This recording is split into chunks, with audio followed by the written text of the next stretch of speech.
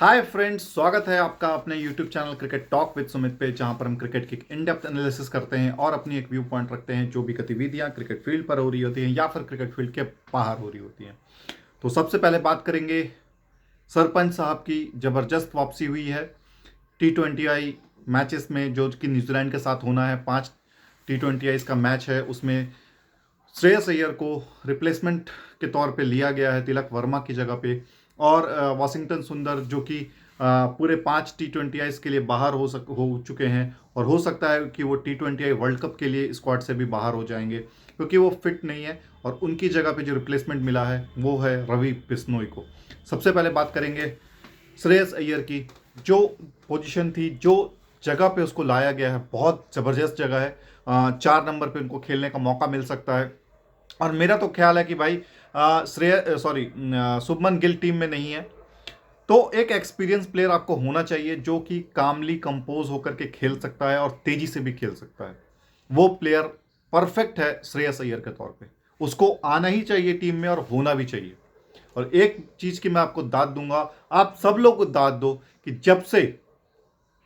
जब से आरपी सिंह और प्रज्ञान ओझा सिलेक्टर्स बने हैं, वो गौतम गंभीर और अजीत अगरकर के चलने नहीं दे रहे हैं। ये मैं 100% श्योरिटी के साथ बोल सकता हूं कि ये जो सिलेक्शन हुआ है श्रेयस अय्यर का, ये उन दोनों की बदौलत ही हुआ होगा, क्योंकि ये मेरिट पे सिलेक्शन कर रहे हैं और मेरिट वाले प्लेयर्स को उठा रहे हैं। ठीक है, तो तिलक वर्मा की जगह पे श्रेयस अय्यर, और लाइक टू लाइक रिप्लेसमेंट है। 4 नंबर पे खेलने का मौका भी मिलेगा और टीम में एक स्टेबिलिटी, एक स्थिरता भी आएगी, एक मैच्योरिटीपन भी आएगा, क्योंकि कोई उस लेवल पे मैच्योरिटी नज़र नहीं आ रहा था कि हाँ एक्सपीरियंस वाइज हो सकता है या फिर वो कंडीशंस के अकॉर्डिंग हो सकता है। ये सारे कुछ श्रेयस अय्यर लेकर के आएंगे। और श्रेयस अय्यर ने जिस तरीके से आईपीएल में खेला है और परफॉर्मेंस दिया है अपना लास्ट वाले में, जिसपे वो ऑलमोस्ट 175 के स्ट्राइक रेट से 600 सवा 600 रन उन्होंने शायद बनाए थे। और इस तरीके के जो प्लेयर्स होते हैं ना, ये मतलब इनको आपको टीम में लेना ही लेना है। और अगर ये हो इस तरीके के प्लेयर हैं, ये इनको अगर आपने स्क्वाड में डाला है तो इसको आपको प्लेइंग 11 में लेना होगा, तभी इनको जगह बनती है।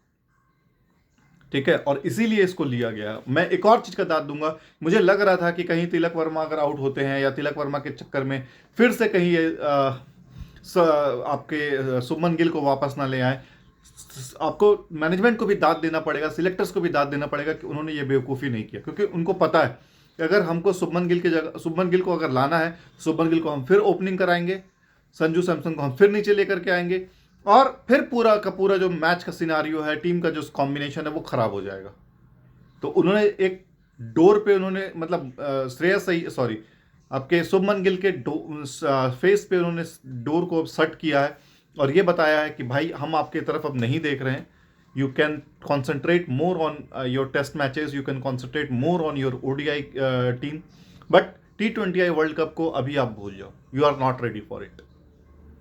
आप एक एक्स्ट्रा प्रेशर, एक एक्स्ट्रा बर्डन बना देते थे अभिषेक शर्मा के ऊपर, क्योंकि अभिषेक शर्मा रिस्क फ्री खेलता है। वो आउट हुआ, अब क्या out of form Shubman Gill है, वो आउट हो गए, तो टीम पे पूरा, अगर 6 ओवर में 2 विकेट गिर जाती है टीम की, तो पूरा प्रेशर आ जाता है टीम के ऊपर। वो नहीं करना है। ठीक है, तो मैच्योरिटी एक संजू सैमसन भी लेके आएगा टॉप पे, श्रेयस अय्यर भी लेकर आएगा, और कहीं ना कहीं तीसरे या चौथे नंबर पे सूर्य कुमार यादव को भी एक सूझबूझ भरी पारी, एक मैच्योर वाली पारी खेलनी होगी। तो आई am very happy for him Shreyas Iyer. और श्रेयस अय्यर को मैं फिर से बोलूंगा कि भाई ये मौका मिला है, इसको गंवाना मत। खुल कर खेलो, खुल कर एक्सप्रेस करो। ये बताने की भी जरूरत नहीं है किसी को कि आपको कैसा खेलना है। आप पेस के अगेंस्ट में भी डोमिनेट करते हो, आप स्पिनर के अगेंस्ट में भी डोमिनेट करते हो, और स्पिनर के लिए तो आप मौत हो। मैं लिटरली यही बोलता हूँ, स्पिनर्स के लिए श्रेयस अय्यर मौत है, वो छोड़ता ही नहीं है। तो श्रेयस अय्यर को बहुत बहुत कॉन्ग्रेचुलेशन। अब डिबेटेबल है कि रवि बिश्नोई का सिलेक्शन, वॉशिंगटन सुंदर को की जगह पर आपको 2-3 अच्छे प्लेयर्स से नाम आ रहे थे, उनको आपको ट्राई करना था। लाइक टू लाइक रिप्लेसमेंट होती वो। वॉशिंगटन सुंदर की जगह पे आप कुरनाल पांड्या को ट्राई कर सकते थे, रियान पराग को आप ट्राई कर सकते थे, सम वाट मैं समझता हूँ विपराज निगम था जो दिल्ली डेयरडेविल्स के लिए, दिल्ली कैपिटल्स के लिए खेलते हैं, वो इसमें शामिल हो सकता था। तो लाइक टू लाइक रिप्लेसमेंट बहुत ऑप्शंस थे, बट सिलेक्टर्स को पता नहीं क्या सूझी क्या नहीं सूझी, और वो रवि बिश्नोई की तरफ गए हैं। रवि बिश्नोई एक अच्छा ऑप्शन लेकर के भी आता है। हो सकता है Kuldeep Yadav out of form हो, तो उसकी जगह पे रवि बिश्नोई को सिलेक्शन किया गया हो। जिस तरीके से सिलेक्टर्स देख रहे हैं, क्योंकि कुलदीप यादव कुछ समय से विकेट टेकिंग ऑप्शन नहीं है, और कुलदीप यादव को स्कोर बीमार भी पड़ रही है, जैसा हमने सेकंड ओडीआई बिटवीन न्यूजीलैंड के साथ देखा। कुलदीप यादव पैचेस में बॉलिंग अच्छा कर रहे हैं, एक एक एक एक एक पैकेज नहीं दे पा रहे हैं वो, कि हाँ इन टैंडम अच्छी बॉलिंग हो रही है। ये चीजें उसको करेक्ट करनी होगी। बहुत सारे फ्लॉज हुए थे लास्ट वाले मैच में। मैं चलो एक दिन में बुरा गया मैं समझ सकता हूं, लेकिन जिस अंदाज में उसको डैरेल मिचेल ने खेला ना, वो काबिले तारीफ था। उसको एकदम चढ़कर उस पर अटैक करके, और कुलदीप यादव को सेटल ही नहीं होने दिया मिचेल ने। मिचेल पहले से ही प्री प्लान था कि मैं अगर फर्स्ट बॉल अटैक करता हूं आगे बढ़ के, तो सेकंड बॉल मैं उसको लैप शॉट खेलूंगा, या सेकंड बॉल में उसको स्वीप खेलूंगा, या सेकंड बॉल उसको मैं रिवर्स स्वीप खेलूंगा। वो पहले से ही प्री प्लान था, बट कुलदीप यादव के पास उसका चीज का जवाब नहीं था कि उसको कैसे टैकल करना है। दूसरी गलती इंडियन टीम ने भी ये भी कर दी कि स्पिनर्स को लेट से इंट्रोड्यूस कराया गया। न्यूजीलैंड जानी जाती है यार कि वो स्पिनर्स के अगेंस्ट में चोक करते हैं। जब कुलदीप यादव बॉलिंग करने आया तो 21वां ओवर में वो बॉलिंग करने आया, तब तक वो सेटल हो चुके थे ऑलरेडी। वो 30-30, 35-35 रन पे खेल रहे थे। ये सबसे बड़ी कमी थी। अगर नया प्लेयर आया है, आप ट्राई करो उसको 8th 9th 10th ओवर में एटलीस्ट लाने का, जब बैट्समैन भी नया है और उसको पिक करना आसान नहीं होगा। मजबूरी होगा उस समय उसको कि उसको वो आराम से खेलेगा। और वही एक अच्छा मौका होता है कि जब बैट्समैन आराम से खेलने को देखता है ना, तो वहां पर कुलदीप यादव वल्नरेबल हो जाता है, क्योंकि वो अटैकिंग बॉलिंग करेगा। फिर पिछले मैच में ऐसा लगा कि डैरल मिचेल ने उससे बॉलिंग करवाई, वो खुद बॉलिंग करने नहीं आया। जहां डैरल मिचेल चाहता था बॉल डलवाना, वो वहां डाला है। प्री मेडिटेटेड शॉट्स नहीं खेलता है डैरल मिचेल, वो एक प्रोसेस्ड प्लेयर है। देखो आप उसका उसका पैटर्न देखो, वो पहला बॉल स्टेप आउट किया, 6 मारा। दूसरा बॉल वो जानता था कि ये लूप नहीं देगा, ये फ्लाइट नहीं देगा, ये तेज फेंकेगा। तेज फेंकेगा तो वो लैप पीछे पीछे की तरफ वो देखा, जिससे उसको बाउंड्री मिली और प्रेशर बढ़ा। पहला ओवर में 16-17 रन आ जाता है, तो फिर ऐसे ही बॉलर दबाव में आ जाता है। और हमारे जो दूसरे स्पिनर है मिस्टर रविंद्र जडेजा, वो तो कब से कुछ कर ही नहीं पा रहे यार। लास्ट 6 मैचेस में आप देखो सिर्फ 2 विकेटें लिए रखी है वो। बैटिंग में भी आप देख लो ओडीआईज में उसकी लास्ट जो उसकी हाफ सेंचुरी है, वो मेरे ख्याल से 2020-21 में ऑस्ट्रेलिया के अगेंस्ट में है ओडीआईज में। इंडिया में जो उसकी लास्ट हाफ सेंचुरीज है वो 2013-14 में है।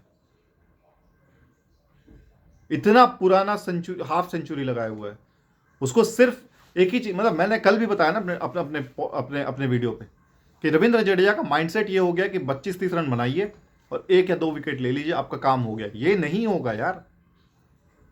You have to become a potent attack, you have to support the bowlers by taking wickets. अगर आप विकेट ले रहे हो, एक अच्छा ऑप्शन दे रहे हो अपनी टीम को, तो आप टीम में रहोगे। नहीं तो आवाजें उठेंगी कि भाई Akshar Patel is far more good batter than Ravindra Jadeja. Ravindra Jadeja की जगह पे अक्षर पटेल को खिलाइए, ये क्वेश्चंस उठेंगे। और वही गौतम गंभीर की थ्योरी कि भैया तुम टैग लगा दिया, तुम T20 ही खेलोगे अक्षर पटेल, ना तो तुम ओडीआईज में आओगे और ना टेस्ट खिलाया जाएगा। ये माइंडसेट हटाना होगा। कौन ये थ्योरी लिख रहा है यार कि हमको एक फॉर्मेट का ही प्लेयर सबको बनाना है। अगर आपका रिकॉर्ड अच्छा है, आप अच्छा खेल पा रहे हो, जब वरुण चक्रवर्ती टेस्ट में T20 में अच्छी बॉलिंग कर रहा है, तो उसको ओडीआईज में भी लो ना यार, लो, मौका दो उसको। लेकिन नहीं, हमें तो उसको सिर्फ रखना है, फ्रेश रखना है, अर्शदीप को आपको खिलाना नहीं है। ऐसा नहीं चलने वाला। अब ये जो सिलेक्शन हुआ है आपका आयुष बदोनी का, क्या इसका परफॉर्मेंस है यार? क्या रिप्लेसमेंट लेकर के आए हो आप?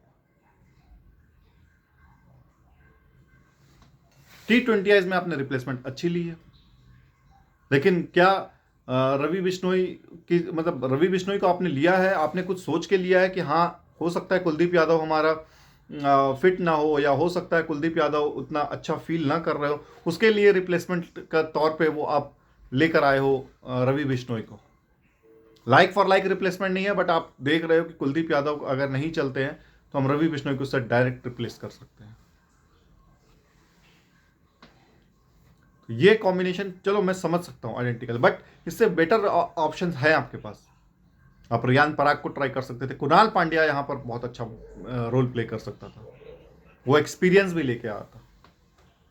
हार्दिक पांड्या का भी हमारे पास एक्सपीरियंस रहेगा। तो इस तरीके से अगर टीम बैलेंस बनाई जाएगा तो बहुत अच्छा टीम कॉम्बिनेशन होगा। अब देखो इंडियन टीम अब एक फोर्स है, उसको आप रोक नहीं सकते। जो वो फोर्स है कि इसको, मतलब अब उम्मीद करते हैं लोग कि ये वर्ल्ड कप जीतने वाली टीम है या वर्ल्ड कप में प्रबल दावेदार होगी, चाहे वो बैटिंग हो हमारा, चाहे वो बॉलिंग हो, चाहे वो फील्डिंग हो। तो इस तरीके से अगर प्लेयर्स चुने जाएंगे तो टीम अच्छी बनती है, कॉम्बिनेशन अच्छा बनता है और माहौल भी अच्छा होता है। शुभमन गिल ने आया टीम में, जिस सोच के साथ शुभमन गिल को लाया गया था वो खरा नहीं उतर रहा था।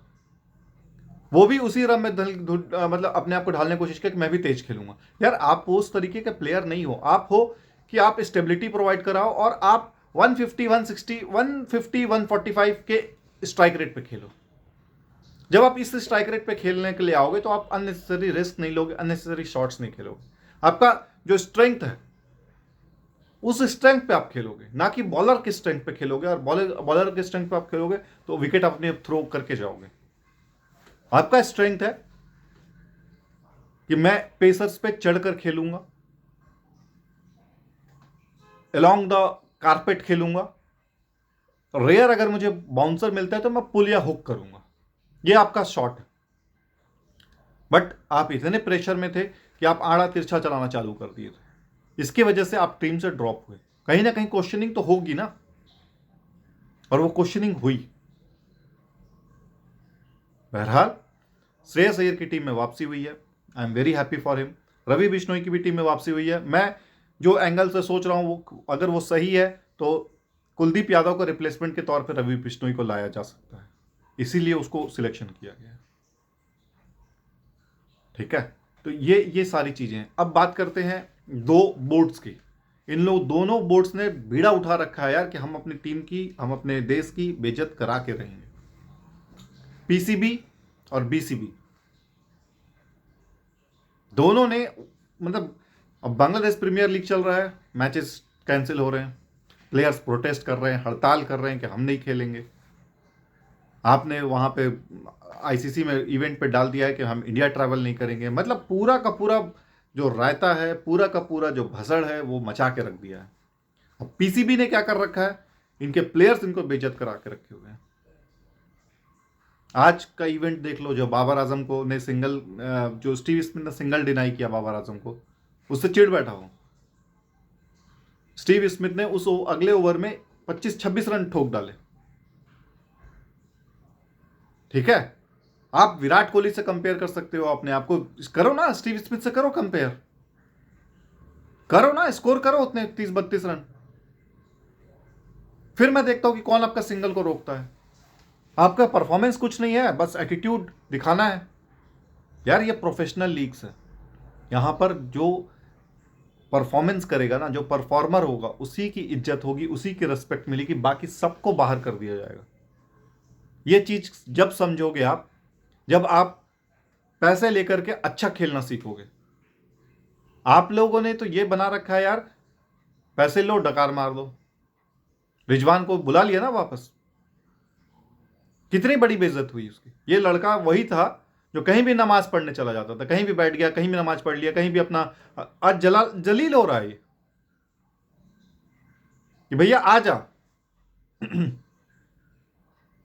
हमसे अब और तेरा दुख नहीं देखा जाता, तू वापस आ जा, हम खेल लेंगे तेरे बदले।